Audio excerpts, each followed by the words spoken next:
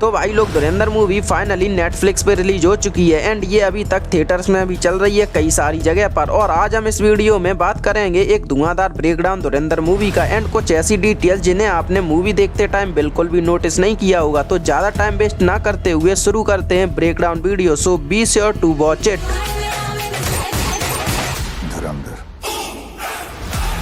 तो movie start होती है भगवत गीता के चैप्टर 2 के वर्ष 37 के एक उपदेश से, जिस उपदेश में भगवान श्री कृष्ण अर्जुन से कहते हैं अगर तुम्हें धर्म की राह पर अपने प्राणों का बलिदान भी देना पड़े तो निस्वार्थ दे देना, तुम्हें स्वर्ग की प्राप्ति होगी और जीत गए तो दुनिया जीत जाओगे, तो उठो और युद्ध की तैयारी करो। और इस उपदेश के साथ मूवी स्टार्ट करने का मतलब है कि इस उपदेश में जो मेंटेलिटी दिखाई है वो एक सोल्जर की मानसिकता को दर्शाती है इस मूवी में। और धुरंधर के केस में एक स्पाई को जो अपने मिशन को लेके या तो मारा जाएगा या फिर जीत जाएगा। उसके बाद इस सीन में अजय सान्याल प्लेन के अंदर हॉस्टेजेस के पास जाते हैं and they explain the situation in India to them और उन्हें भारत माता की जय बोलने को कहते हैं। पर डर की वजह से वहाँ पे कोई हॉस्टेजेस भारत माता की जय नहीं बोलता एंड ये इंसिडेंट रियल में भी हुआ था। जो अजीत डोभाल जिनके ऊपर मैडी का कैरेक्टर अजय सान्याल बेस्ड है, उन्होंने अपने एक इंटरव्यू में बताया भी था। और सारे के सारे पैसेंजर्स को मैंने ये कहा था, हाईजैकर्स भी वहाँ पर थे, कि आप लोग आज़ाद हैं और भारत की सरकार और भारत देश पूरा आपके साथ है और हम आप लोगों को यहाँ से सुरक्षित ले जाएंगे, है ना। उसके बाद जब मैंने उनसे कहा कि बोलिए भारत माता की जय या जय हिंद, तो उन्होंने रिस्पॉन्ड नहीं किया। मुझे इस बात का ज़रूर बला था कि ये लोग इतने डरे हुए थे। एंड इस सीन से ये तो पता चलता है कि आदित्य दान ने रिसर्च तो काफ़ी सही की है। और आप ये नोटिस करो कि जब हमजा पाकिस्तान के लिए जा रहा होता है तब इश्क जलाकर सॉन्ग बज रहा होता है जो गिटार एंड ड्रम्स की नॉर्मल बीट पे बज रहा होता है। बट जैसे ही हमजा पाकिस्तान में एंटर करता है तो ये सॉन्ग कव्वाली में कन्वर्ट हो जाता है और ये कहीं ना कहीं पाकिस्तान के फोक कल्चर को रिप्रेजेंट करता है।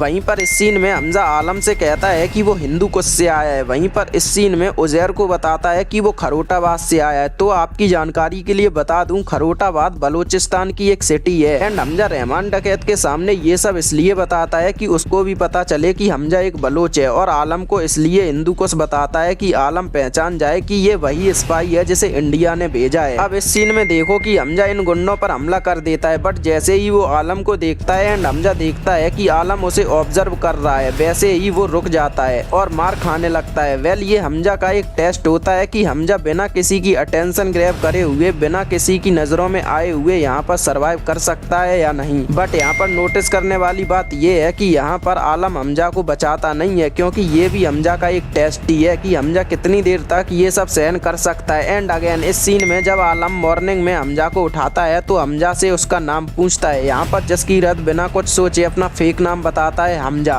बेटा नाम क्या है? हमजा अली मज़ारी। एंड हमजा के जवाब में आलम फिर उससे प्रेशराइज करके नाम पूछता है, जिस पर जसकीरत उसे अपना फेक नाम ही बताता है, हमजा अली मज़ारी, जो कि एक सोल्जर की मेंटेलिटी को फॉरशैडो करता है कि वो कितना कॉन्फिडेंट है अपनी फेक आइडेंटिटी को लेकर। और अगर बाई चांस यहाँ पर हमजा जज्बातों में आकर ये सोचता कि ये भी एक स्पाई है और मैं भी, चलो इसे सबको सच बता देते हैं, तो यहाँ पर हमजा अपने टेस्ट में फेल हो जाता। और ये मूवी की one of the best details में से एक है। एंड इस सीन में हमजा और आलम आपस में बात कर रहे होते हैं, तब आलम हमजा को अपने गांव के बारे में बताता है एंड तब यहाँ पे बैकग्राउंड में ये गजल चल रही होती है।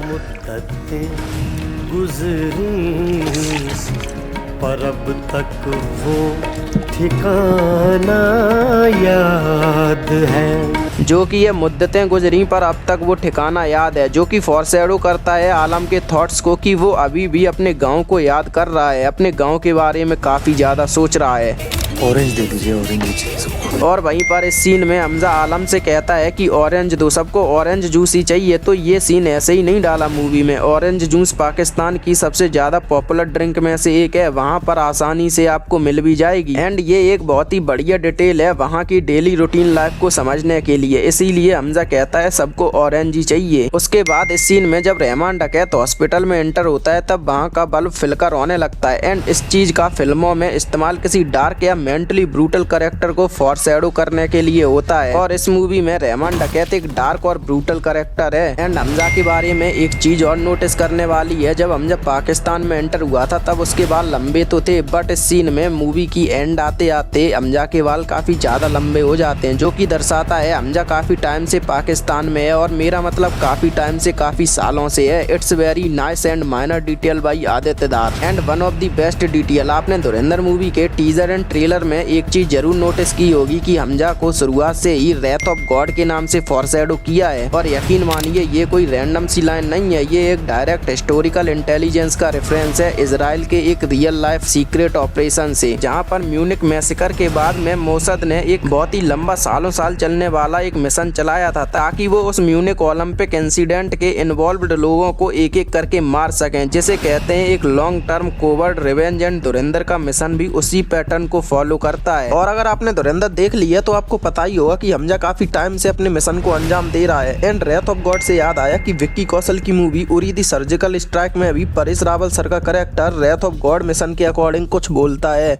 ऑपरेशन रेथ ऑफ गॉड किया था, एक एक टेररिस्ट को ढूंढ ढूंढ के घर में घुस घुस के मारा था। बाकी आज के लिए बस इतना ही, और आपको धुरंधर मूवी की हिडन डिटेल्स के बारे में और भी वीडियोस चाहिए तो कमेंट में हमें जरूर बताना। एंड चैनल सब्सक्राइब करके बेल आइकन ऑन जरूर कर लेना, क्योंकि इस चैनल पर मूवीज के रिलेटेड वीडियोस आती रहती हैं। बाकी फिर मिलते हैं आपसे एक और धमाकेदार वीडियो में।